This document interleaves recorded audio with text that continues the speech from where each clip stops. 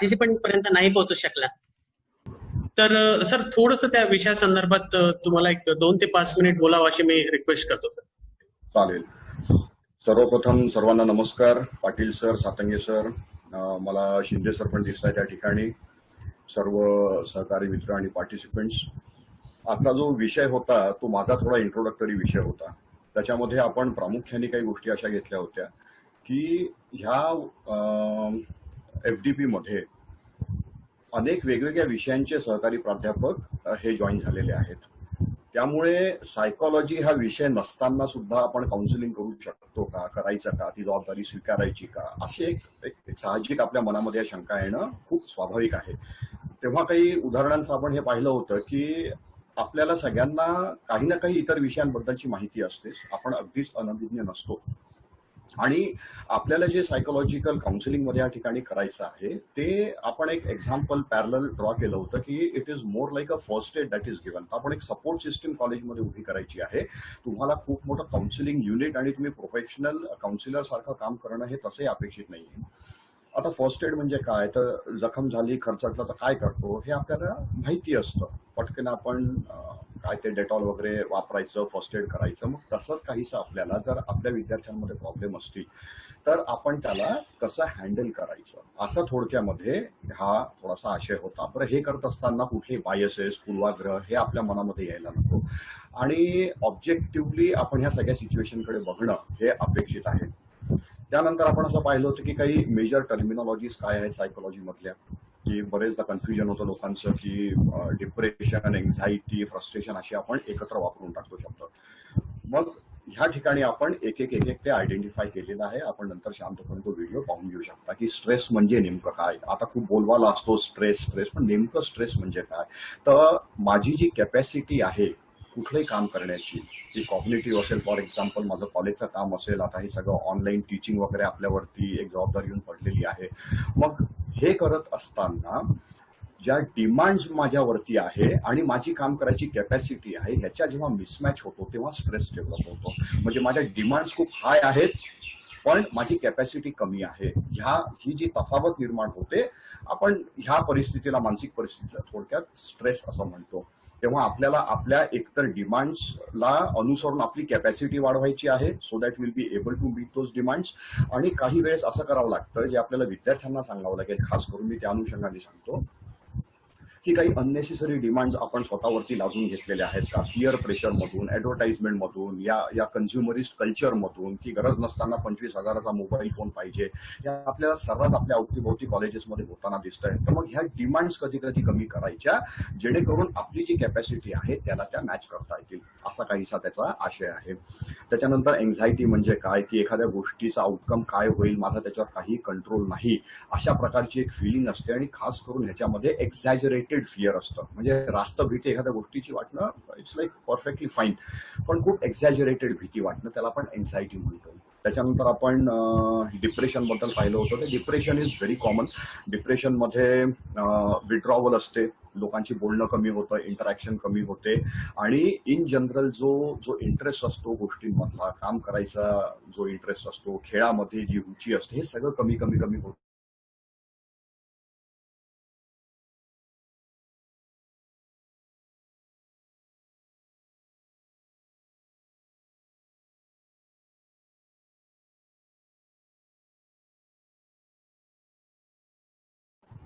कदाचित environmental factors असतील, कदाचित सोशल फॅक्टर्स असतील, पैसे कमी पडतायत, शिकायला जायचं आहे, शिकायचं आहे पण घरचे परमिशन देत नाहीत, अशा काही सोशल, कल्चरल, एन्व्हायरमेंटल गोष्टी पण त्यामध्ये येऊ शकतात. पण मी तो गोल साध्य करू शकत नाही तेव्हा जी मानसिक परिस्थिती निर्माण होते त्याला आपण फ्रस्ट्रेशन म्हणतो.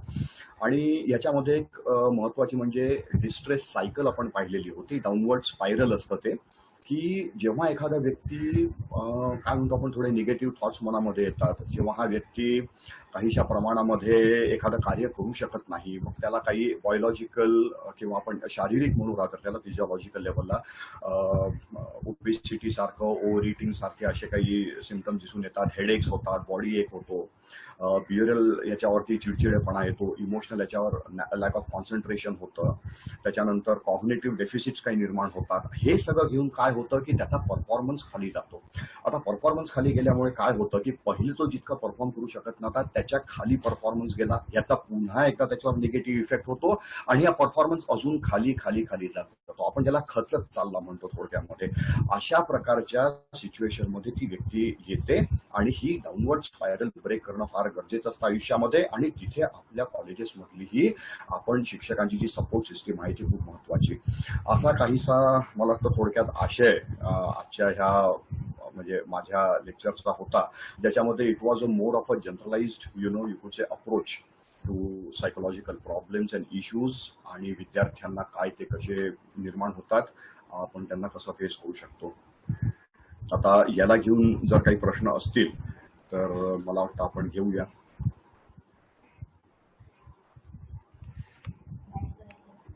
डॉक्टर पंकज पंडित सर, तुम्ही Yes, yes.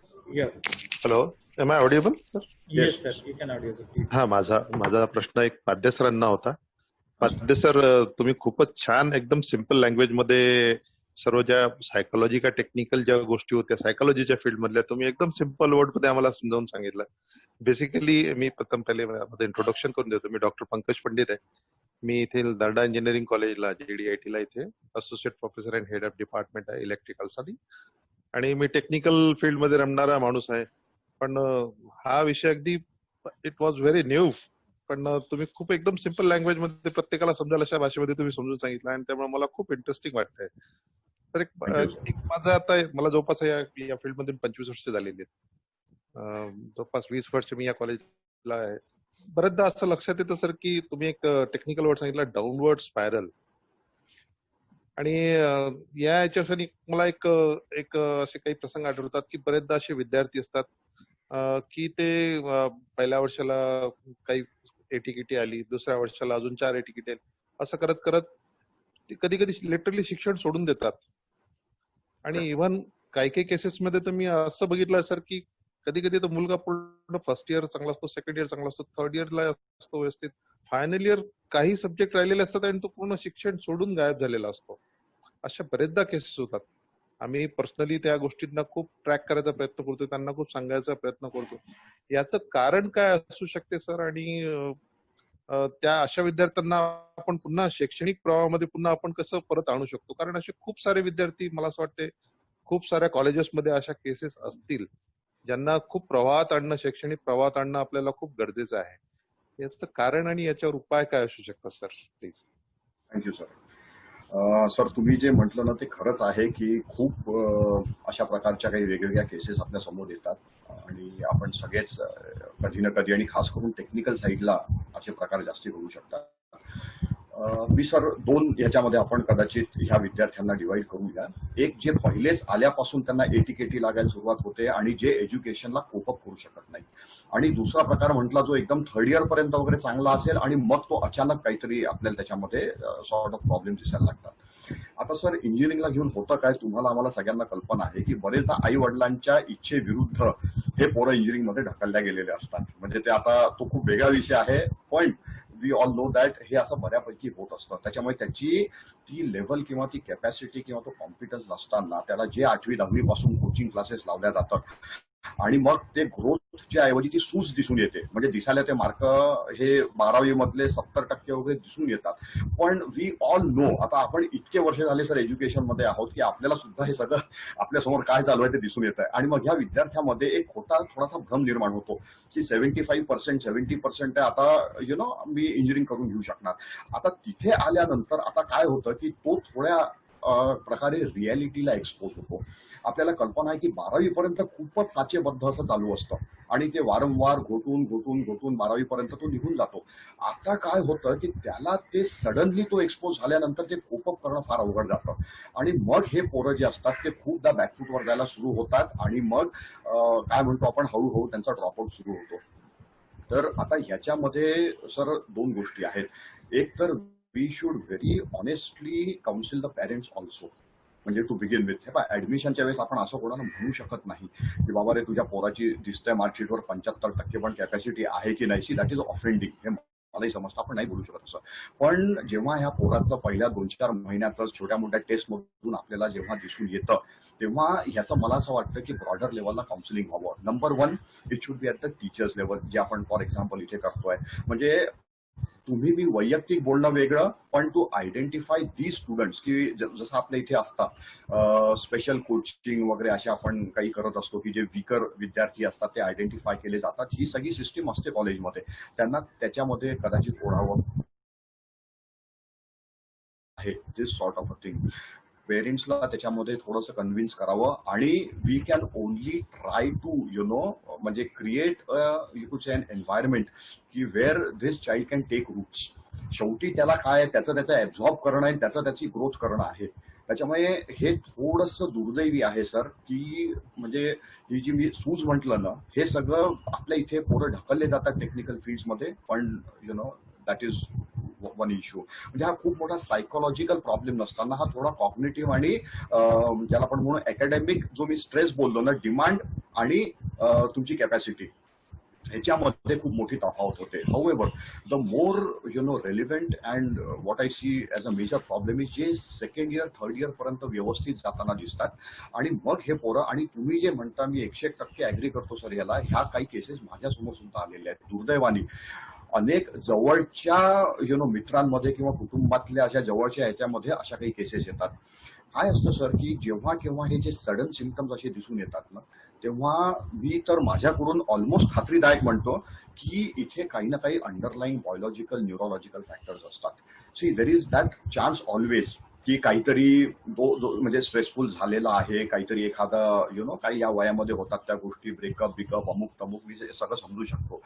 घरी काही फायनान्शियल लॉसेस झालेले आहेत, डेथ झालेली आहे, पण हे लगेच आयडेंटिफाय करता येतं. त्याचे मित्रमंडळी सांगतात, हे सांगतात, म्हणजे ह्या गोष्टी लपून राहत नाही, त्या ताबडतोब आपल्या समोर येतात. आपण काउन्सिलिंग लगेच करू शकतो. पण काहीच नसताना जेव्हा हे होतं ना, तर मी माझ्या अत्यंत जवळच्या तर 2 केसेस सांगतो की मी त्यांना खूप आग्रह केला की अरे तुम्ही घेऊन जा सायकियाट्रिस्टकडे, कुछ नहीं होता असं म्हणू नका. उससे बात कर विलास, तू सायकोलॉजी का है, तू बात करेगा तो समजेगा. अरे म्हटलं असं बोलून कोणाची शुगर कमी झाली आहे का बाबा? ते इन्सुलिन कमी झाल्यानंतर तुम्ही काहीच करू शकत नाही, असं मी किती बोलून होत नसतं. आणि मग जेव्हा ते सायकियाट्रिस्टकडे गेले, सगळं टेस्ट वगैरे झाल्या आणि मग त्यांना गोळ्या सुरू कराव्या लागल्या. एक तर लोकांचं मग काय असतं या ठिकाणी की ते लगेच थोडेसे ऍप्रिहेन्सिव्ह होतात की गोळ्या विळ्या घ्यायच्या म्हणजे काय, आता मग आम्ही वेडे झालो का वगैरे. तर असं नसतं. जसं मी तुम्हाला एक इन्सुलिनचं सोपं उदाहरण दिलं ना, हे जे न्यूरो ट्रान्समिटर असतात, तुम्हाला एक म्हणजे गमतीचा विषय थोडासा, तो ते मुन्नाभाईमध्ये केमिकल लोचा म्हणतो ना तो, की ओ दिमाग में केमिकल लोचा हो गया, असे न्यूरो ट्रान्समिटर्स आहेत सर. तुमच्या आमच्या कोणाच्याच हातामध्ये नाही आहेत. आणि हे जर इम्बॅलन्स झालं तर तुमच्या बिहेवियरमध्ये, आमच्या बिहेवियर, सगळ्यांच्या याच्यामध्ये हे सिम्पटम दिसून येणार. अशा वेळेस जेव्हा केव्हा असे काही सडन चेंजेस दिसून येतात, मी एक उदाहरण माझ्या त्या पीपीटीमध्ये दिलं होतं की आमची एक विद्यार्थिनी होती आणि ती कॉलेजमध्ये आली आणि एका महिला प्राध्यापिकेला तिने एकदम मिठी मारली आणि जोरात हेल्लो मॅडम वगैरे असं. आता सगळे असे शॉक्ड होते की असं कधीच विद्यार्थी करत नाहीत. पण ते मला लगेच दिसलं की अरे हिचं हे वर्तन म्हणजे हे काही नावं ठेवण्यासारखं नाहीये, तर दिस इज प्रॉब्लेम बिहेवियर. असं जर आपण थोडंसं त्याच्यामध्ये लक्ष घातलं ना, तर we have to convince the parents. Basically हा खूप खूप टफ जॉब आहे की मुलांमध्ये काहीतरी प्रॉब्लेम आहे हे एक्सेप्टच करायला लोक तयार नसतात. कारण त्यांना काय असतं, आतापर्यंत सगळं व्यवस्थित दिसतं. अरे 10वीं अच्छा 12वीं अच्छा फर्स्ट इयर सेकंड इयर ऐसा कैसा कुछ तो अचानक हो सकता. आता हे सर म्हणजे निसर्ग आहे तो, काय कोणाच्या ब्रेनमध्ये कुठली वायरिंग कधी खराब होईल. म्हणजे आमच्या ह्याच्यात मी आता खूप टेक्निकल ह्याच्यामध्ये जात नाही, पण काही एक्यूट सिझोफ्रेनिया वगैरे असतो की तो असा सटकीने त्याचे सिम्पटम्स दिसायला लागतात की पाहता पाहता एका वर्षामध्ये थोडीफार ऑडिटी इन बिहेवियर आधी असते, पण ती तितकीशी लक्षात येत नाही, जाऊ द्या स्वभावाचा भाग म्हणून सोडून दिला जातं, पण तो मग कधी कधी एकदम समोर येतो. तर असे काही प्रकार होऊ शकतात त्याच्यामध्ये. Thank you sir. सर क्षमा असावी, अचानक प्रश्न आल्यामुळे. Hello sir. हा मॅम प्लीज. सर क्षमा असावी, अचानक प्रश्न आल्यामुळे सरांचं स्वागत आणि परिचय राहूनच गेला. अरे नाही, मी अमरावतीचा आहे, त्याच्यामुळे मला खात्री आहे की अनेक लोक मला पर्सनली ओळखत असतील, पण हे मला वाटतं फॉर्मॅलिटी नको, आपल्याला लिमिटेड वेळ आहे. We can go through the questions as you please. अच्छा ठीक आहे सर. लाकडे मॅमला मी विनंती करते की त्यांनी थोडक्यात सरांचा परिचय द्यावा. मनीषा लाकडे मॅम.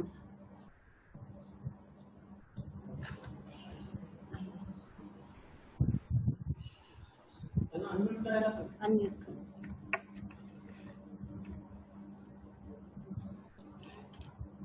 हा मॅम ऐकायला येत आहे. नमस्कार. संत गाडगेबाबा अमरावती विद्यापीठाअंतर्गत आजीवन अध्ययन व विस्तार विभागाच्या वतीने तसेच विभागाचे संचालक माननीय डॉक्टर श्रीकांत पाटील सर यांच्या पुढाकारातून व मार्गदर्शनाखाली 6 दिवसीय कार्यशाळेचे आयोजन केले आहे. ही कार्यशाळा ऑफलाईन व ऑनलाईन आहे.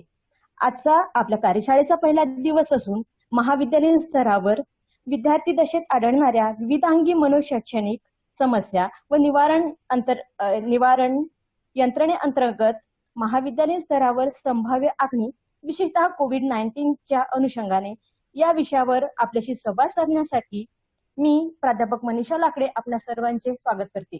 आपल्याला लाभलेले आपले महत्वपूर्ण प्रमुख पाहुणे म्हणजे आजचे माननीय डॉक्टर विलास पाध्ये सर. आदरणीय पाध्ये सरांची शैक्षणिक कारकीर्द सुवर्ण तेजाने उजळून निघालेली आहे. सर अमरावती विद्यापीठातून BA पदवीला 3रे मेरिट व BA पदवीला मानसशास्त्र विषयात प्रथम मेरिट तसेच MA मानसशास्त्र मध्ये प्रथम मेरिट आहेत. सर 1995 ची मानसशास्त्र विषयाची सेट परीक्षा उत्तीर्ण आहेत. 1997 मध्ये सरांना MPSC परीक्षेद्वारे शासकीय कला व विज्ञान महाविद्यालय औरंगाबाद येथे सहाय्यक प्राध्यापक पदासाठी निवड झालेली आहे. तसेच राजाराम महाविद्यालय कोल्हापूर या ठिकाणी सुद्धा सर कार्यरत होते. सध्या ते एल्फिन्स्टन कॉलेज मुंबई येथे कार्यरत आहेत व तसेच तेथील मानसशास्त्र या विषयाचे विभाग प्रमुख असून अध्यापनाचे देखील कार्य करतात. सरांचे संशोधन क्षेत्रात मौलिक योगदान असून assessment of teachers by students in urban centre in Maharashtra या विषयावर त्यांनी डॉक्टरेट पदवी प्राप्त केली आहे. सरांचे इंटरनॅशनल लेवलवर 12 संशोधन पेपर प्रसिद्ध झाले आहेत. सोबतच इंटरनॅशनल कॉन्फरन्समध्ये 4 प्रबंध सादर केले आहेत. आपल्या व्यासंगाचा व संशोधनाचा ज्ञान वारसा पुढील पिढीसाठी पुस्तक रूपाने त्यांनी उपलब्ध करून दिला असून त्यांचे मानसशास्त्र एक परिचय तसेच आधुनिक सामान्य मानसशास्त्र ही पुस्तके प्रसिद्ध आहेत. सरांनी TASE टीचर असेसमेंट स्केल विकसित केली आहे. सर महाविद्यालयातच नव्हे तर सर्वच ठिकाणी विद्यार्थी आणि या विषयाची आवड असणाऱ्या व्यक्तींसाठी अत्यंत आनंदाने आपल्या अनुभवाचं दालन खुलं करतात. सरांना राजीव गांधी प्रशासकीय पुरस्कार देखील प्राप्त झालेले आहेत. सरांचे छंद व अभिरुची याबद्दल बोलायचे झाल्यास सरांना बॅडमिंटन व फुटबॉल या खेळात अभिरुची आहे. सर वन्यजीव यावर लेखन करतात. सरांनी let's save Bobby he animated film तयार केली असून त्यांना त्याबद्दल पुरस्कार प्राप्त झाला आहे. सर विविध चर्चासत्रे परिषदा परिसंवादातून त्यांनी आपला ठसा उमटवला आहे. आज या निमित्ताने सरांशी संवाद साधणे आणि विविध गोष्टी जाणून घेण्यासाठी आपल्याला परवणीत लाभली आहे. त्यामुळे आज आपल्याला काही शंका असेल तर सरांशी संवाद साधावा व आपल्या शंकांचे व प्रश्नांचे निरसन करून घ्यावे एवढे बोलून मी माझा परिचय थांबविते. धन्यवाद. धन्यवाद मॅडम. परत आपण चर्चासत्राकडे वळूया. अजून कुणाचा प्रश्न आहे?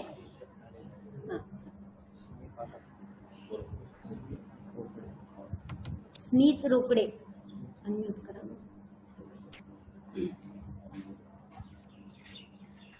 हॅलो. हा बोला. नमस्कार. बोला. नमस्कार सर. नमस्कार. मी सहाय्यक प्राध्यापक डॉक्टर स्मित रोकडे बोलतोय, शिरपूर जैनवरनं, जिल्हा वाशिम. सर माझ्याकडे माझा तसा टीचिंगचा खूप मोठा एक्सपिरियन्स नाहीये. 6 वर्ष झाले आहेत मला. पण या 6 वर्षांमध्ये स्टुडंट सोबत खूप जवळून संबंध आलेत या गोष्टीमध्ये. कारण छोटंसं कॉलेज असल्यामुळं प्राध्यापक संख्याही कमी आहे, तर आम्ही विद्यार्थ्यांना या काउन्सिलिंगचं काम करत असतो. आज तुमचे लेक्चर ऐकल्याच्या नंतर असं जाणवलं की बऱ्याचशा गोष्टी आहेत की ज्या आम्हाला शिकण्यासाठी आवश्यक आहेत की ज्या आम्हाला पुढे फायद्यात येतील. माझी एक केस स्टडी आहे सर की जी मला आवर्जून इथे तुम्हाला विचाराविषयी वाटतंय. एक विद्यार्थी असा होता सर की तो म्हणजे जेव्हा समोर आला पहिल्यांदा तर तो खूप सायलेंट होता. त्याचे पालक त्याला ऍडमिशनसाठी घेऊन आले होते. ऍडमिशनचा हेड मीच असल्यामुळे पहिल्यांदा मीच त्यांना काउन्सिलिंग केलं. मला असं वाटलं की हा विद्यार्थी खूप नॉर्मल आहे. ऍडमिशन झाल्याच्या नंतर जसं जसं त्याच्याशी आणि सुदैवाने तो माझ्याच सब्जेक्टला ऍडमिटेड असल्यामुळे मला त्याच्याशी नेहमीच संपर्क येत राहिला. मला असं जाणवायला लागलं की याच्यामध्ये काहीतरी प्रॉब्लेम्स आहेत. आणि तुम्ही जसं तुमच्या त्या एका विद्यार्थिनीचं एक बिहेवियर सांगितलं आता तुम्ही मानसशास्त्राचे असल्यामुळे कदाचित तुम्ही त्याला ॲबनॉर्मल म्हटलं, आम्ही कदाचित त्याला आयडेंटिफाय पण नसतो करू शकलो. पण या विद्यार्थ्याचे काही ॲबनॉर्मल बिहेवियर आम्हाला एनएसएसच्या कॅम्पमध्ये वगैरे जाणवले. म्हणजे म्हणजे त्याने एका शिक्षकाला असं अचानक येऊन म्हटलं होतं की आय लव्ह यू सर वगैरे. त्याच्यानंतर मग त्याची जेव्हा हिस्ट्री आम्ही काढली तर असं माहित झालं की तो म्हणजे त्याला टॅबलेट्स वगैरे सुरू आहेत, पण त्याच्या घरच्यांचा आणि त्याचा स्वतःचाही असं मान्यता होती की ह्या गोळ्या घेऊन फक्त मला स्लिपिंग पिल्सच मिळतात, आणि नंतर त्याच्यामध्ये खूप जास्त अॅग्रेशन यायला लागलं होतं. तर आम्हाला समजत नव्हतं की याला कॉलेजमध्ये म्हणजे कंटिन्यू करावं की नाही, कारण मग तो काही दिवस म्हणजे रेस्टवरही गेला होता. डॉक्टरांनी त्याला तशा प्रकारचंही सांगितलं होतं. तर हे अॅग्रेशन आणि बाकीच्या गोष्टी जेव्हा ट्रीट कराव्या लागतात आपल्याला अचानक, तर यावेळी नेमकं विद्यार्थ्यांसोबत कसं डील करायला पाहिजे, किंवा असा जर एखादी केस आपल्याच घरात असेल तर how to deal with that. Thank you sir. Rokade sir, तुम्ही जे म्हटलं ते मी अगदी समजू शकतो की अशा काही अचानक परिस्थिती समोर येतात, असे विद्यार्थी, अशा केसेस येतात. याच्यामध्ये आता की नाही 2-3 गोष्टी मी पटापट सांगतो. नंबर 1, मी पहिले बोललं की आपलं काम महाविद्यालयीन स्तरावरती फर्स्ट एड प्रोव्हाइड करणं आहे. सुदैवानं हा विद्यार्थी डॉक्टरकडे जात होता, औषधं घेत होता, पण असं जर आपल्या समोर आलं तर मला वाटत नाही की मी सुद्धा सायकोलॉजीचा प्राध्यापक असल्यामुळे आय एम एन अकॅडमिशियन, मी प्रोफेशनल काउन्सिलर किंवा सायकियाट्रिस्ट नाही आहे. हा फरक म्हणजे मी स्वतः सुद्धा लक्षात घेतो. तर अशा केसेस आपण ताबडतोब आयडेंटिफाय करून डॉक्टरकडेच ह्या रेफर केल्या पाहिजे, हे मी खूप आग्रहाने सांगेन. त्याच्यावर आपण ट्रायल अँड एरर करून उलट त्या व्यक्तीची, त्या विद्यार्थ्याची परिस्थिती खालावत जाणार आहे. त्याच्यामुळे सगळ्यात महत्वाचं म्हणजे या केसेस पहिले ताबडतोब आपण तज्ज्ञांकडे रेफर करायच्या, पहिली गोष्ट. दुसरी गोष्ट, जेव्हा असे विद्यार्थी सडनली अग्रेसिव्ह वगैरे होतात ना, तेव्हा एक गोष्ट निश्चित आहे की त्या व्यक्तीला त्याच्यावरचा कंट्रोल सुटलेला आहे. त्याच्यामुळे आपण ही जी सर्वसाधारण चौकट असते, असा काय वागतोस, असा काय बोलतोस, हे म्हणून फायदा नसतो. त्याच्यामुळे ह्याला कदाचित जर फोर्स वापरावा लागत असेल तर त्याला रिस्ट्रेन करणं हे गरजेचं असतं. याचा अर्थ त्याला मारझोड करायची मी असं मुळीच म्हणत नाही, पण त्या ह्याच्यामध्ये तो इतरांनाच नाही तर स्वतःला सुद्धा इजा करून घेऊ शकतो. राईट. त्याच्यामुळे हे थोडंसं आपण लक्षात घ्यायचं आहे की म्हणजे जुन्या काळात म्हणायचे ना की तो पजेस झालेला आहे, त्याला काहीतरी भूताटकी, जादूटोणा, काहीतरी त्याच्यावरती कब्जा केलेला आहे वगैरे, असला प्रकार तो म्हणायचे. पण बेसिकली आपण अंधश्रद्धा दूर सोडून त्याला टेक्निकली बघूया की ह्या व्यक्तीचा आता बेसिकली ह्याच्या थॉट प्रोसेसवरचा, ऍक्शनवरचा कंट्रोल हा सुटलेला आहे. त्याच्यामुळे त्याला तुम्ही शांत बैस म्हटलं तरी ते त्याला कळतच नाही शांत बैस म्हणजे काय. राईट. नंबर 3 आणि मोस्ट इम्पॉर्टंटली, जर हा ऑलरेडी डॉक्टरकडे जातो आहे तर त्याच्या घरच्यांना त्याला हे कन्व्हिन्स करायचं की तू औषधं बंद करू नकोस. तुम्हाला इथून पुढे सत्रांमध्ये जे कोणी तज्ज्ञ येतील ना, तुम्हाला हे आवर्जून सांगतील की this is one of the major difficulties. एक तर येत नाहीत लवकर तज्ज्ञांकडे, कारण कुठेतरी ती सोशल स्टिग्मा असतो, ती भीती असते, लोक हसतील का, बोलतील का. आल्यानंतर ते औषध डिस्कंटिन्यू करतात आणि हे रिलॅप्स होतात डिसऑर्डर्स. ते अजून घातक असतं रिलॅप्स होणं. आपण हे सर्व सामान्यतः ऐकून आहोत की टायफॉइड वगैरे झाला, रिलॅप्स झाला तर तो अजून डबल उलटून आला वगैरे, असं थोडंसं ते प्रकार होतात, ते आपण लक्षात ठेवायचं. त्याच्यामध्ये सगळ्यात मोठा जो प्रॉब्लेम तुम्ही म्हटला ना, तो अगदी पिनपॉइंट आयडेंटिफाय केला की ह्या ड्रग्सचा, ह्या औषधांचा थोडासा यांनी झोप खूप जास्ती येते. आता तुम्हाला सांगू का, ह्याच्यावरती डायरेक्ट असा सर इलाज नाही आहे. तुम्ही साधं एखादी ती काय म्हणतो आपण एव्हिल किंवा इन्सिडाल सारखी गोळी जरी घेतली ना, सिट्रिझिन, तरी सुद्धा आपल्याला अँटी एलर्जीची गोळी असते, डॉक्टर देतात, त्यांनी सुद्धा प्रचंड गुंगी येते, झोप येते. तुम्ही एखादं कफचं सिरप वगैरे जरी घेतलं, त्याच्यामध्ये सुद्धा ड्रग्ज असतात की ज्याच्यामुळे तुम्हाला खूप प्रचंड प्रमाणात झोप येते. त्याच्यामुळे आता हे काही त्याचे फॉलोआउट्स असतील, साईड इफेक्ट्स असतील, तर त्याला आपण, मला वाटत नाही, खूप काही करू शकतो.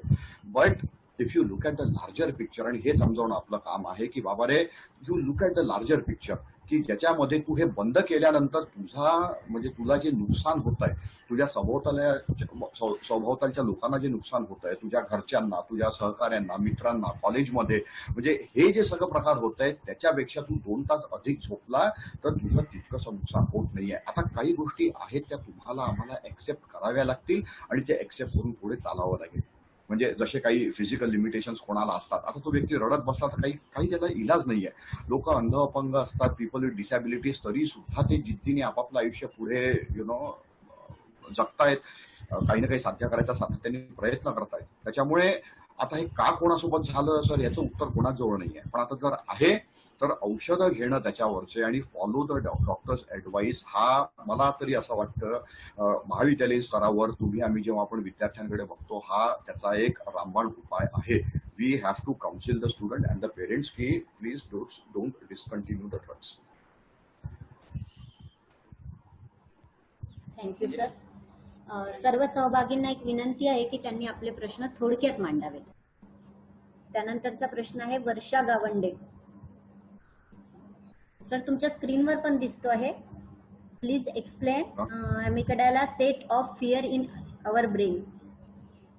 अच्छा, हा अमिगडाला नावाचा की नाही एक ऑर्गन आहे आपल्या ब्रेनमध्ये, म्हणजे ह्याला ओल्ड ब्रेन म्हणतात. आता ओल्ड ब्रेन म्हणजे काय की इव्हॉल्युशन मध्ये जे सुरुवातीला विकसित होत गेले त्याच्यामधला हा भाग आहे आणि नंतर त्याचे कॉर्टेक्स वरचा तो लेअर येत गेला, सेरिब्रल कॉर्टेक्स ज्याला म्हणतो, हा रिलेटिव्हली इव्हॉल्युशन मध्ये नवीन. जेव्हा मी नवीन म्हणतो त्याचाही अर्थ तो लाख वर्षांमध्ये जातो. नवीन म्हणजे इतकाही नवीन नाहीये 200-500 वर्षातला. आता काय होत होतं जुन्या काळी की fear is one of the most important emotions to stay alive. बरोबर आहे, हे तुम्हाला आम्हाला मान्य करावं लागेल. तुम्ही प्राणी मात्रांमध्ये जर बघितलं फिअर नसती तर मला वाटतं मी याच्यात एक कदाचित उदाहरण दिलंय, ते मला आठवतंय की वाघाला पाहून ते हरिण पळालंच नसतं आणि ते मारलं गेलं असतं. त्याच्यामुळे इट इज सो नॅचरल की फिअर आहे म्हणून आपण पळतो. आमच्या समोर साप आला तर तो साप पाहिल्याबरोबर आपण पहिले पळतो, कारण कुठेतरी ती इन्स्टिंक्ट आहे आमच्यामध्ये जिवंत राहण्याची, स्वतःला इजा होण्यापासून वाचवायची. त्याच्यामुळे फिअरवर हसायचं काहीही कारण नाही, पहिली गोष्ट. मग हे का होतं आता तुम्हाला सांगतो की इव्हॉल्युशन मध्ये जुन्या काळामध्ये काय होत होतं की तेव्हा एक तर इतका उजेड वगैरे नसायचा, म्हणजे हे काही ट्यूबलाईट हे असले प्रकार नव्हते. त्याच्यामुळे दिवसभर जेवढा उजेड तेवढाच. त्याच्यानंतर एकदा अंधार पडला की तोपर्यंत फायर, आग ही विकसित इन द सेन्स मी म्हणतो मॅनमेड आग, टेंबे वगैरे करणं किंवा काय त्या लॅम्प्स लावणं वगैरे असे प्रकार अजून झालेले नव्हते. त्याच्यामुळे आता पूर्ण तो अंधार आणि मग त्याच्यामधून उद्भवणाऱ्या त्या सगळ्या धोक्यांना ह्या आपल्या पूर्वजांना सामोरं जावं लागायचं. त्याच्यामुळे जिवंत राहण्याकरता त्यांना एक असं काही ते सॉफ्टवेअर डेव्हलप होत गेलं की थोडं काही झालं की हे ताबडतोब एकदम यांना भीती वाटायची आणि भीती वाटली की ऍक्शन व्हायची. आता ह्याच्या काही थिअरीज वगैरे आहेत, मी इतक्या डिटेलमध्ये जात नाही, तुम्ही टेक्स्टबुक्स मध्ये पाहू शकता. जेम्स लँग थिअरी, कॅनन बार्ट थिअरी, त्या जुन्या थिअरीज पासून त्याची सुरुवात होते. तर जशी तुम्हाला फिअर होते किंवा फिअर निर्माण होते आपली ऍक्शन होते. आता तुम्हाला फरक सांगतो की कॉर्टेक्समध्ये आणि अमिगडालामध्ये थोडासा फरक काय आहे. Amygdala as I told is part of an older brain. त्याच्यामुळे तुम्हाला जसं एक टिपिकल जे उदाहरण आहे ना, म्हणजे आम्ही तर वायवामध्ये प्रश्न विचारला, उदाहरण द्या म्हटलं की तेच उदाहरण येतं, मी थकून जातो. आता मी म्हणतो की हे उदाहरण सोडून दुसरं काहीतरी द्या, की रात्री अंधारामध्ये जात असताना रस्त्यामध्ये जर साप दिसला, काहीतरी एखादी दोरी दिसली तर त्याला साप समजून विद्यार्थी घाबरतो आणि मग तो काहीतरी किंचाळतो, मग लक्षात येतं की दोरी आहे. म्हणजे थोडक्यात सांगायचं असं की हे जे दोरीला पाहिल्याबरोबर तो एकदम दचकून मागे होतो आणि मग बघतो काय, अरे इथं दोरी, आपण उगाच घाबरलो. हे जे अगदी फर्स्ट इयरच्या टेक्स्टबुक मधलं उदाहरण आहे त्याच्या मागचं एक कारणच हे आहे की जर तुम्ही अनालाइज करत बसले ना, अनालिसिस हे वरती कॉर्टेक्स मध्ये होतं, सेरिब्रल कॉर्टेक्स मध्ये. मग तो बघणार, अरे अच्छा हे काय आहे, अच्छा हा साप आहे, मग हा साप विषारी असेल का की नसेल, अच्छा हा विषारी आहे, मग हा विषारी असेल तर हा आपल्याला चावायच्या मूडमध्ये आहे की चावणार नाही, तोपर्यंत साप चावून तो मोकळा होऊन गेलेला असेल. त्याच्यामुळे अमिगडाला काय करतं की ते पहिले रिॲक्शन देतं, तुम्हाला ते इमिजिएट भीती देतं, तुमचा ऍड्रिनलिन रश होतो आणि तुम्ही एकदम तिथून दूर पडता आणि मग तुम्ही मागून विचार करता की अरे बाबा हे काय होतं, अच्छा साप नाही तर दोरी होती, हुश्य झाला आता वगैरे वगैरे वगैरे. हा जो अनालिसिसचा पार्ट नंतर येतो, पण जो फिअर सडन तुम्हाला काय म्हणतो मनामध्ये निर्माण करायचा भाग आहे, that is done by the amygdala. आता ह्याचे फायदे तर खूप आहेत, ते तुमच्या सर्व्हायव्हल करता कामाचे आहेत. अनफॉर्च्युनेटली काय होतं की काही गोष्टी ज्या तुमच्या सभोवतालच्या असतात ना, त्याला कंडिशन रिस्पॉन्सेस तयार होतात.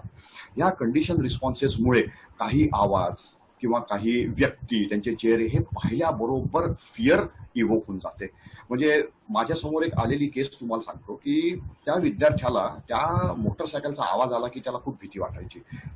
लहान मुलगा होता आणि तो काहीतरी असा घरामध्ये आतमध्ये पडून जायचा, गॅलरीमधून वगैरे, जे काय करत करत मी डिटेलमध्ये जात नाही. पण त्याच्या मागे काय झालेलं होतं की त्यांच्या इथे एक तो काय त्यांच्या ओळखीतला व्यक्ती यायचा, तो मोटरसायकलवरून यायचा आणि तो ह्या पोराला अब्यूज करायचा. त्याच्यामुळे त्याला ती मोटरसायकल दिसली की त्याला फिअर इव्होक व्हायचा. आता तो कॉर्टेक्स लेवलला विचार नाही करायचा हा वाईट माणूस आहे की चांगला माणूस आहे. मग हे आम्ही त्याच्यामध्ये सखोलामध्ये गेलो आणि ह्या मोटरसायकलला का घाबरतो असं एक समोर यायला लागलं. तो that was more of a sudden impulsive reaction that was given. हे थोडं आपण सायकोलॉजिकली याला कंडिशन रिफ्लेक्सेस म्हणतो. ते असोसिएशन मधून निर्माण होतं. पण अशा अनेक गोष्टी या अमिगडाला लेवलला सुद्धा फिअरचे रिस्पॉन्सेस हे निर्माण होत असतात. राईट. थँक्यू.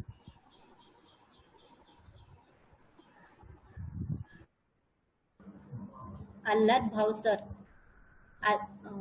आर्ट शाखेकडे येणाऱ्या ग्रामीण भागातील विद्यार्थ्यांचे आपल्याला नोकरी मिळणार नाही अशा कंडिशनिंगमुळे शिक्षणाकडे आपसुकच दुर्लक्ष होते.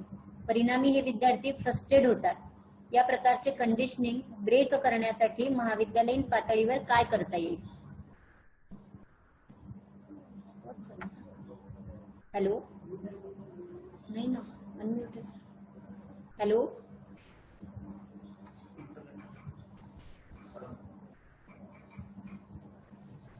ही डिजीज म्हणावंच लागेल.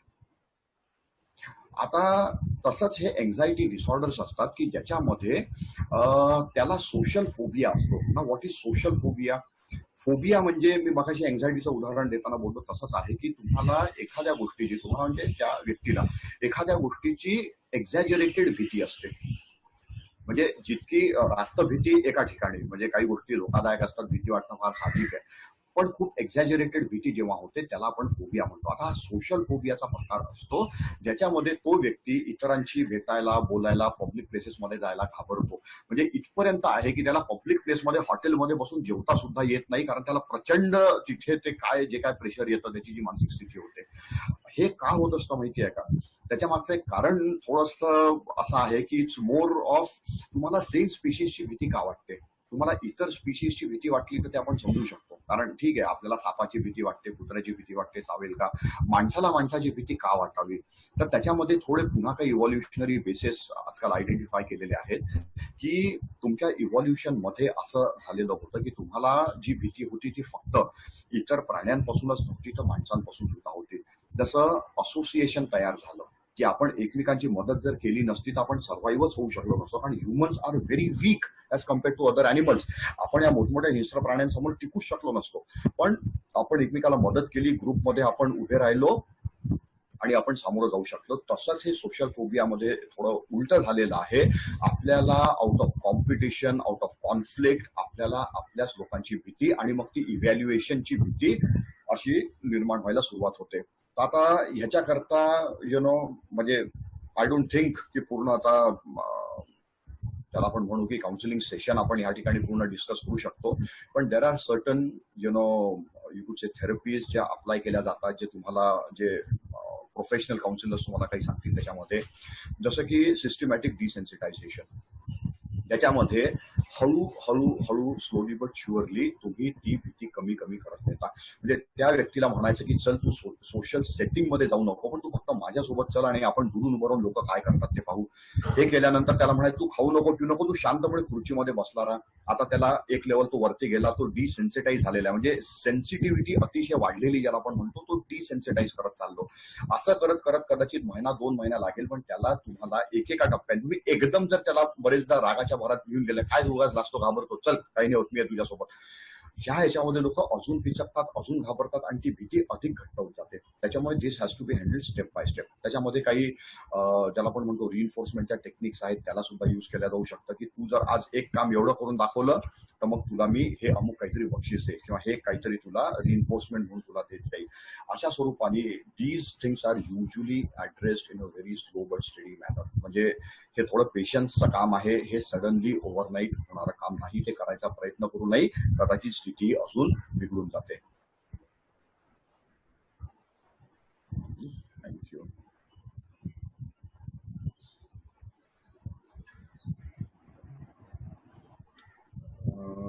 अजून काही प्रश्न आहेत का? इथे बघतो. सर, एक आमचे डायरेक्टर आहे स्टुडंट डेव्हलपमेंट, सातंगे सर, ते प्रश्न विचारतात. स्टुडंट डेव्हलपमेंटचे सातंगे सर आहेत. हो हो सर, प्लीज. डायरेक्टर. प्लीज सतंगे सर. Please please.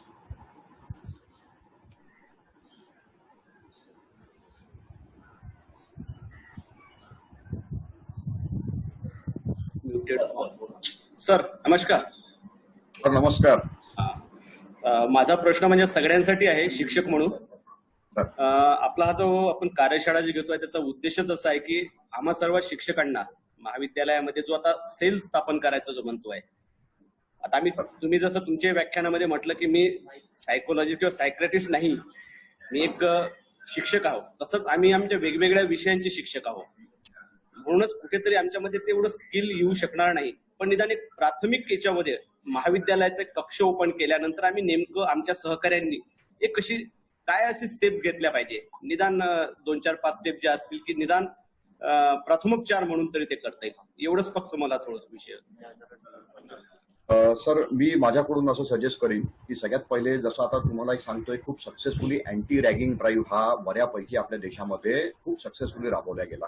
आता हा प्रकार जवळपास संपल्यात जमा झालेला आहे. एखाद दुसरी केस दुर्दैवाने समोर येते, पण हे करत असताना काय झालं की खूप त्याची एका प्रकारे ऍडव्हर्टाइजमेंट झाली म्हणा, प्रसिद्धी झाली म्हणा, महाविद्यालयाच्या एंट्रन्सला मोठमोठे बोर्ड लावले गेले आणि कुठेतरी विद्यार्थ्यांना सातत्याने असं लक्षात आलं की काही जर झालं तर आपल्याला एक सपोर्ट सिस्टीम मागे उभी आहे. आणि मग त्याच्यामध्ये तर खूप लिगल गोष्टी वगैरे आल्या, त्याच्यामध्ये नियम वगैरे बनले, हा भाग निराळा, पण आपण हे खूप सातत्याने प्रेझेंट केलं. तसंच विशाखा समिती असतील, हे असेल, तर तसंच कुठेतरी ह्या काउन्सिलिंग सेंटरचं सगळ्यात पहिले आपल्याला पहिली स्टेप म्हणजे विद्यार्थ्यांना याची माहिती होणं. म्हणजे आपल्याला ते फक्त ऑन पेपर म्हणजे कागदी घोडे नाचवणं ज्याला आपण म्हणतो तसं न होता की ही अशी सेल ही स्थापन झालेली आहे आणि कोणालाही प्रॉब्लेम असेल तर तो येऊन भेटू शकतो, त्याची पूर्तता पाळली जाईल, हे त्या विद्यार्थ्याला सगळ्यात पहिले कुठेतरी तो कॉन्फिडन्स देणं गरजेचं आहे. एवढं जरी माहिती असलं ना की कोणतरी आपल्या पाठीशी उभा आहे, अनेक विद्यार्थ्यांना कुठेतरी तो एक स्वतःमध्येच कॉन्फिडन्स बिल्डअप होतो की काही झालं तर मी कोणाला तरी जाऊन भेटू शकतो, पहिली गोष्ट. दुसरी गोष्ट, त्या सेलमध्ये एक आपल्याला म्हणजे प्रामुख्याने या गोष्टीकडे काळजी घ्यायची की त्याची गोपनीयताही पाळल्या गेली पाहिजे. म्हणजे विद्यार्थी कोण येतोय, रजिस्टरमध्ये कोणाचे नावं लिहिले जात आहेत, असं होता कामा नये की एक कॉमन रजिस्टर केलेलं आहे, आपण तेच सगळ्यांच्या समोर ठेवतोय, पहिले याच्यामध्ये नाव लिहि, मग तो पहिले वरचे सगळे नावं पाहतो, इथे कोण कोण प्रॉब्लेम घेऊन आलेलं होतं आणि मग त्याची बाहेर चर्चा होते, अरे वो तो उधर गया था, वो उधर गया था, असं ते थोडंसं व्हायला नको. या लहान लहान गोष्टी आहेत, पण ही काळजी आपण घ्यायला पाहिजे की आपण छोटासा फॉर्म सारखा तयार करू शकतो, अगदी 4 ओळीचा, name of the student, roll number आणि असं काहीतरी ब्रीफ मध्ये त्याचा काय प्रॉब्लेम बद्दल तुला काय सांगायचं किंवा तू सांगू नको, तुझं नाव आणि हे लिहून दे, आपण डायरीमध्ये नंतर त्याला एंटर करत राहू. ही गोपनीयता थोडंसं पाळणं हे फार गरजेचं आहे.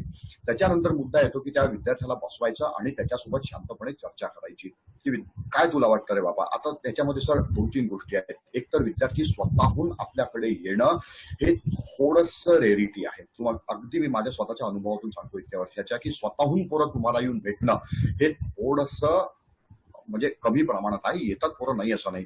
त्याच्यामुळे आपल्याला अवेअरनेसच्या थ्रू NSS सारखे फार सुंदर आपल्या इथे ऑर्गनायझेशन्स या कार्यरत असतात, विद्यार्थ्यांच्या काही काउन्सिल्स मंडळ असतात, त्याच्यामधून आपल्याला हा मेसेज स्प्रेड करणं आहे की जर कोणाला काही प्रॉब्लेम वाटलं ना, तुला लक्षात येतं, तू तुझ्या मित्राला किंवा मैत्रिणीला घेऊन ये. कोणी सोबत जर आलं ना तर ह्या पोरांना कुठेतरी धीर असतो. हे बघा काय आहे की याला मी राखो म्हणतो की ते सर मॅडम म्हणजे त्यांच्याकरता असं काहीतरी का वरच्या लेवलला आहेत आणि त्यांना जाऊन आपण काय बोलायचं, प्रॉब्लेम सांगायचे, ते हसतील का, अशी काहीतरी भीती असते. पण सोबतचा मित्र मैत्रीण असेल, अशा तुम्हाला कदाचित सिस्टम्स तयार कराव्या लागतील की you are allowed to bring in someone, you are allowed to refer someone. आणि मग या विद्यार्थ्याला बसून सगळ्यात पहिले त्याला बोलतं करायचं. याला अगदी जुन्या काळात सिग्मंड फ्रॉइडनी कॅथार्सिस म्हटलं होतं, नंतरच्या काळात क्लायंट सेंटर्ड थेरपी वगैरे असे शब्द आले रॉजर्सचे की ज्याच्यामध्ये तू बोल आणि बोलण्यामधून आपण नुसतं सुचवत गेलो की मग काय वाटतं तुला, अच्छा मग हे का होतंय असं तुला वाटतं, मग खरंच हे लोक तुला फक्त त्रास देतात का की आपलं काही चुकतंय असं तुला वाटतं. आपण नुसते प्रतिप्रश्न विचारत जरी गेलो तरी तो पोरगा अर्ध्या तासात, मुलगा असो मुलगी असो, अर्ध्या तासात इतक्या गोष्टी स्वतः बोलतो आणि अनेकदा त्याच्या बोलण्यातून सुद्धा त्याला स्वतःला इन्साइट मिळत जाते की आपला रिअल प्रॉब्लेम काय आहे, राईट. आणि हे सगळं झाल्यानंतर मग आपल्याला बऱ्यापैकी एक आयडिया येते की ह्याला काय इमोशनल प्रॉब्लेम्स आहेत, ह्याला काय घरच्यांचे प्रॉब्लेम्स आहेत, ह्याला अभ्यासात कॉन्सन्ट्रेशन होत नाही असे प्रॉब्लेम्स आहेत. तो आपण त्या स्टेजवर जाऊन पोहोचू शकतो की कुठेतरी प्रॉब्लेम्स आयडेंटिफाय होत आहेत. आता हे आयडेंटिफाय झाल्यानंतरचा प्रश्न येतो सपोर्टचा याच्यामध्ये जर आपल्याला दिसलं की त्याच्या वागण्यातून बोलण्यातून की हे ऑड बिहेवियर आहे, हे हा जो म्हणतोय ते खूप वेगळं सांगतोय, पण त्याच्या मागचं हे काही म्हणजे सायकोलॉजिकल किंवा हे दिसत नाहीये, this might be at the neurological physiological level, तर it would be a good idea की he would be ask to refer to a proper counsellor. जसं आता हा आपला एवढा मोठा विभाग आहे विद्यापीठामध्ये, इथे तज्ज्ञ लोक आहेत, तर आपण कुठेतरी यांची मदत घेऊ शकतो, केस स्टडीज आपण शेअर करू शकतो, आणि त्यांनी फोनवर जरी चर्चा केली, आता थँक्स टू टेक्नॉलॉजी आपणही बघा आता इतके लोक एकत्र एका प्लॅटफॉर्मवर आलेलो आहोत, आपल्याला गरज पडली तर ऑनेस्टली बाहेरची तज्ज्ञ मंडळींची मदत घ्यावी लागेल. हा एक भाग झाला. दुसरा झाला की आपल्या पर्सनल लेवलवर काय करू शकतो.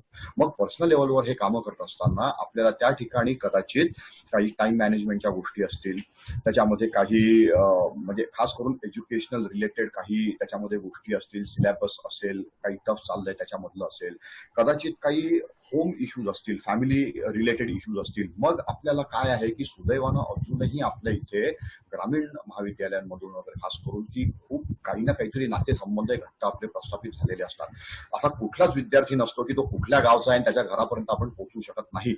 तर मला वाटतं की हे थोडंसं आपल्याला आउट ऑफ द वे जाऊन, परंतु नाजूक पद्धतीने की नाही आम्हाला हा जो प्रॉब्लेम वाटतोय याच्यामुळे तुमच्या विद्यार्थ्यावर विद्यार्थिनीवर तुमचं जे पाल्य आहे, आमचं पण असं महाविद्यालयात आल्यावर ते पाल्य आहे, तर हा प्रॉब्लेम आपल्याला सॉर्ट आउट करणं गरजेचं आहे. मी तुम्हाला त्या प्रेझेंटेशन मध्ये एक गोष्ट बोललो होतं की पॅरेंट टीचर असोसिएशन असतात, मीटिंग्स होत असतात, आपण ह्याचा फायदा कुठेतरी घेतला पाहिजे. याच्यामध्ये विद्यार्थ्यांचे काही प्रॉब्लेम्स आपण डिस्कस केले पाहिजे, असे प्रॉब्लेम्स टिपिकली का होतात ते डिस्कस केलं पाहिजे.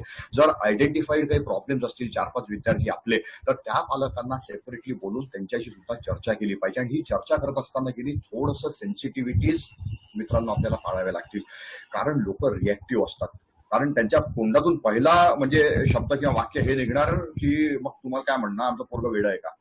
तर हे थोडंसं न बघता म्हणजे न काय म्हणू आपण त्यांना जाणवून देता की आपल्याला काही इश्यूज आणि प्रॉब्लेम डिस्कस करायचे आहेत, आणि त्या पद्धतीने तुम्हाला थोडंसं ग्रामीण भाषेमध्ये गप्पाटप्पांच्या माध्यमातून का होईना तो विश्वास संपादन करून त्याच्याशी डील करावं लागेल. आणि मग राहिला प्रश्न जे वैयक्तिक प्रॉब्लेम्स आहेत त्याच्याकरता आता हे सगळे सेशन्स इथून पुढे एक एक होणारच आहेत. तर मला वाटतं हे जे टेक्निकल एक थेरपीचे मी 1-2 उदाहरणं मगाशी दिले, I think let the experts deal with some of the more precise what you could say therapeutic measures over there. ते जास्त योग्य राहील असं मला वाटतं. धन्यवाद सर. हे आपल्या पहिल्या सत्राचं प्रश्न उत्तराचं सत्र होतं. या पहिल्या सत्राचे आभार प्रदर्शन करण्याकरिता मी पाटील सरांना आमंत्रित करते. सर नमस्कार. नमस्कार. खूप बरं वाटलं तुम्ही पहिल्या सत्रात आलात, आणि आमच्या कुलगुरू साहेबांनी पण खूप खूप धन्यवाद तुम्हाला कळवले, कारण याच्यासाठी की साहेबांकडे सर दोन्ही विद्यापीठाचा चार्ज आहे, संत गाडगेबाबा अमरावती विद्यापीठ आणि राष्ट्रसंत तुकडोजी महाराज नागपूर विद्यापीठ. आणि हा सकाळी चांगलं आमचं इनॉग्रेशन झालं, आणि शुभा तथ्थे मॅडम त्यांनी किनोट ऍड्रेस केला आणि खूप चांगला एक्सपिरियन्स त्यांनी शेअर केला, आणि त्याला लागून इतकं छान आपण आपले सगळे जे प्रेझेंटेशन होतं इतकं सुंदर झालं. आणि खरं म्हणजे तुमच्या आवाजाची जे भारदस्तपणा आहे ती सगळ्यांना भावली. आणि खूप तुमचे खूप खूप आभार. आणि असंच आता म्हणजे तुमचं माहेर अमरावती असल्याच्यानी आम्ही हक्कानी तुम्हाला नेहमी याच्यासाठी बोलू. आणि सर आम्ही हे जे करतो आहोत MA काउन्सिलिंग अँड सायकोथेरपी मध्ये, हे असं खूप याच्यामध्ये मेहनत घेऊन नवीन नवीन लोक आणण्याचा आम्ही प्रयत्न करतो आहोत. पण काय होतं की जनरली हा विषय जो आहे तो खूप लोकांना खूप चांगल्या तऱ्हेने न समजता अडचणीचा होतो, आणि हे कुठेतरी अशा विदर्भासारख्या याच्यामध्ये बाहेर काढणं खूप कठीण जातं. जनरली थोडंसं काही झालं की लोक म्हणतात अरे तो तर पागलच आहे, पण त्याला कसं रस्त्यावर आणायचा हा प्रयत्न जनरली होत नाही.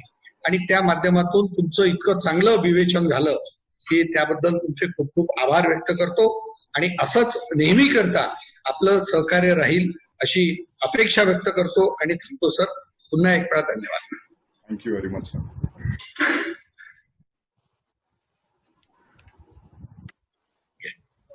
त्यानंतर आपण दुसऱ्या सत्राच्या प्रश्न उत्तरांच्या सत्राकडे वळूया. दुसऱ्या सत्राचे वक्ते आहेत डॉक्टर विश्वनाथ शिंदे सर. त्यांचे मी मनपूर्वक स्वागत करते. सरांचा परिचय देण्याकरिता पवन देशमुख सरांना आमंत्रित करते. धन्यवाद मॅडम. आपल्या दुसऱ्या सेशनचे जे आपले प्रमुख वक्ते होते, तज्ञ वक्ते, ज्यांचे व्हिडिओ आपण साईटवर अपलोड करून आपल्या पार्टिसिपंटनी त्याचा पूर्ण स्टडी केला असेल, तर दुसऱ्या सेशनच्या व्हिडिओमध्ये कुठलीही अडचण नाही आहे असं मी समजतो, कारण त्याबद्दल कुठल्याच प्रकारचे क्वेरीज किंवा क्वेश्चन्स पार्टिसिपंट कडून आले नव्हते. तर मी सुरुवात करतो डॉक्टर प्रोफेसर VR शिंदे सरांच्या परिचयाबद्दल. Doctor Shinde sir MA, MPhil आणि PhD आहेत. सर प्रोफेसर आणि हेड आहेत department of psychology, Savitribai Phule Pune university पुणेमध्ये. सर फॉर्मर हेड आहेत PG department of psychology, LBH college Panchavati Nashik. Sir former coordinator and director आहेत MPhil and PhD research centre, LBH college Panchavati Nashik. Sir member आहेत board of स्टडीजचे in psychology, Savitribai Phule Pune विद्यापीठात, आणि BOS members आहेत सोलापूर युनिव्हर्सिटीमध्ये पण. Sir formal faculty आणि BOS members आहेत सावित्रीबाई फुले पुणे विद्यापीठाचे. BOS मेंबर्स आहेत सोलापूर युनिव्हर्सिटी सोलापूर. सरांचे 6 बुक्स पब्लिश झाले आहेत. सर ऑथर आहेत 6 बुकचे. सर को ऑथर आहेत पुन्हा 2 बुक्स मध्ये. सायकोलॉजी ह्याच विषयावर सरांचे बुक पब्लिश आहे आणि सर ऑथर आहेत. इंटरनॅशनल जर्नल मध्ये सरांचे रिसर्च पेपर पब्लिश झालेले आहेत इन सायकोलॉजी. सरांनी PhD आणि MPhilच्या स्टुडंटना सक्सेसफुली गाईड केलं आहे आणि त्यांनी मार्गदर्शन करतायत. सर लाईफ मेंबर आहेत वेगवेगळ्या अकॅडमिक बॉडीज मध्ये आणि एडिटोरियल बोर्डचे कन्सल्टंट पण सर म्हणून काम करतात. Indian journal of psychology and mental health मध्ये सर कन्सल्टंट म्हणून काम करतात. सरांनी मेजर आणि मायनर प्रोजेक्ट मध्ये पण आपलं योगदान दिलेलं आहे. त्यांनी UGC स्पॉन्सर प्रोजेक्ट मध्ये आपलं कंट्रीब्युशन दिलं आहे. सरांना Indira Gandhi gold medal award पण प्राप्त झालेला आहे. अशा मोठ्या व्यक्तींचं मार्गदर्शन आपल्याला व्हिडिओ मार्फत सकाळी ऐकायला मिळालंच, पण आता साक्षात त्यांच्यासोबत आपल्याला आपल्या विषयासंबंधित असलेल्या कुठल्याही प्रश्नांवर चर्चा करायला मिळणार आहे. तर हा परिचय झाला डॉक्टर प्रोफेसर VR शिंदे सरांबद्दल. धन्यवाद. थँक्यू. धन्यवाद पवन सर. यानंतर आपण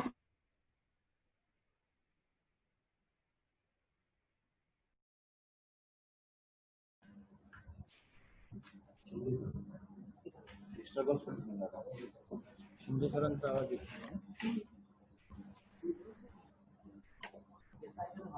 हॅलो क्वेश्चन नाही आले. हॅलो, माझा आवाज येतो ना सर्वांना? हो हो सर. हा, मी सुरू करू? चालेल सर. हा, ओके. कधी कधी म्यूट अनम्यूट होतं आणि मग मला लक्षात आणून द्या तुम्ही. मी बघतो तिकडे लक्ष. सर्वप्रथम मी आपल्या अमरावती विद्यापीठाचा आभारी आहे आणि तुम्ही या FDB प्रोग्राम मध्ये मला संधी दिली आणि धावत्या जगामध्ये या धावत्या विषयावर लोक सर्वत्र घरादारापासून सगळीकडे जे विचारत आहेत त्या संदर्भामध्ये विचार करण्याची संधी मला दिली. पुन्हा मी विद्यापीठाचे आभार मानतो आणि आपल्या समोर मी 2 शब्द बोलतो. सकाळी माझी स्लाइड पाहिलेली आहे, PPT पाहिलेले आहेत. मला जो मॅडमनी विषय दिला होता तो कोविड-19 परिस्थितीमध्ये मानसिक आरोग्य आणि आपलं सायकोलॉजिकल वेलबिंग कसं म्हणजे सांभाळायचं हा विषय होता. म्हणजे थोडक्यात मानसिक आरोग्य म्हणजे काय हे या संदर्भामध्ये मी माझ्या व्हिडिओज तुम्हाला दिलेले आहेत, म्हणजे त्या तुम्ही पाहिलेल्या आहेत.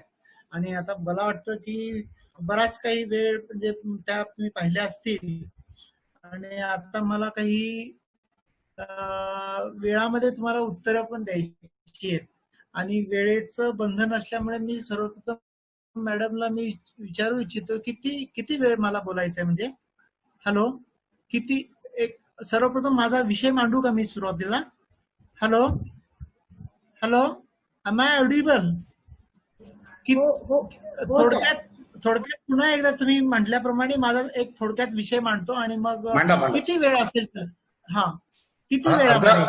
अर्धा तास आहे सर आपल्याकडे. बर ओके थँक्यू हा, थँक्यू. तर विषय तर मी आता सांगितला तुम्हाला, मानसिक आरोग्य आणि सामाजिक सायकोलॉजिकल वेलबिंग हा विषय आहे. आता काय हे मानसिक आरोग्य?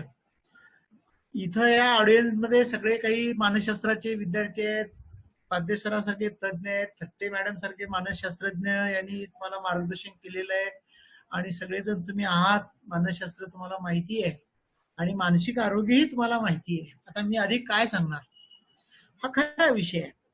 मानसिक आरोग्यामध्ये शिरण्या अगोदर मला थोडस सध्याच्या परिस्थितीवर एक प्रश्न उभा करायचा आहे, मनामध्ये प्रश्न विचार करायचा आणि मग आपण मानसिक आरोग्य म्हणजे काय आणि मग पुढे इकिगाई नावाचं एक पुस्तक मी नुकतंच वाचलंय की ज्यातून आपल्याला ब्ल्यू झोन सुचवलेले आहेत की जे आपण सध्याला रेड झोन, येलो झोन आणि ग्रीन झोन ऐकत. ते ब्ल्यू झोन काय आहे, is related to our mental health. त्या संदर्भात वेळ मिळाला तर मी तुम्हाला सांगतो. तर मला तुम्हाला सगळ्यांना एक प्रश्न विचारायचा आहे की why we are uncertain today, why we are restless today. विषय आहे गेल्या मार्च पासून आतापर्यंत आणि पुढे 1-2 महिने सुद्धा कोविड-19चा अचानक आलेला, की ज्याच्याबद्दल आपण अज्ञानी आहोत, अनभिज्ञ आहोत, अजून लस नाही, उपाय नाही, धोका आहे, अशी मनामध्ये एक भीती निर्माण झालेली आहे. And therefore we are uncertain. जेव्हा अनसर्टनिटी, रेस्टलेसनेस निर्माण होतो तेव्हा आपल्याला या अवघड परिस्थितीमध्ये कसं राहायचं आहे हा विचार आहे आणि तोच मी मानसिक आरोग्याच्या संदर्भातून थोडक्यात तुम्हाला मी सांगणार आहे. 2-3 गोष्टी मी तुम्हाला सांगतो की प्रिव्हेलिंग फॅक्टर जे आहे ते प्रीडिस्पोजिंग फॅक्टर्स, सध्याचं मायग्रेशन आहे, अनएम्प्लॉयमेंट आहे, आणखी लोनलीनेस आहे, घरात बसून आपले संबंध जे दररोजचे असतात ते बिघडलेले आहेत, अनेक कारण, त्याच्यावर वेळ मला घालवायचा नाहीये. या सगळ्या बदलत्या परिस्थितीमुळे आपण अनसर्टन झालो आहोत, रेस्टलेस झालो आहोत. म्हणजे थोडक्यात सायकोलॉजिकल फॅक्टर वर आपल्याला परिणाम झालेला दिसतो. त्यामध्ये आता पाद्य सरांनी उल्लेख केला होता, भीती आहे, चिंता आहे. आता मला एक पहिला प्रश्न तुमच्या पुढे ठेवायचा आहे आणि साध्यातून जरा उच्च गोष्टीकडे जाता आलं तर बघू, आपल्याला भीती का वाटते, आपल्याला चिंता का येते? किंवा सर आता काहीतरी म्हणाले होते की सापाला आपण घाबरतो, ते मला मुद्दा सापडला, तोच मला सांगायचा आणि मग मी माझ्या विषयाकडे येणार आहे. की भीतीमध्ये कारण असतं परंतु चिंतेमध्ये कारण नसतं. कारण जेव्हा माहिती असतं तेव्हा आपण अनिश्चित राहतच नाही, आपल्याला भीती नसते, आपल्याला कॉन्फिडन्स असतो, त्यावेळेस विचार असतो आणि मग आपण पुढे सरकत असतो. जेव्हा आपल्याला अनिश्चितता येते तेव्हा आपल्याला कारणच माहित असतं आणि चिंतेमध्ये नेमकं हेच तरी आहे, फोबियामध्ये हेच तरी आहे. बदलत्या परिस्थितीमध्ये कोविड-19 मुळे जे काही आपल्याला हे चाललंय ते पुढचं कारण माहिती नसल्यामुळे आपल्यामध्ये बिघाड होतो आणि त्याच्यावरच आपल्याला कसं पुढे जाता येईल ते विचार करायचा. उदाहरणार्थ आता सरांनी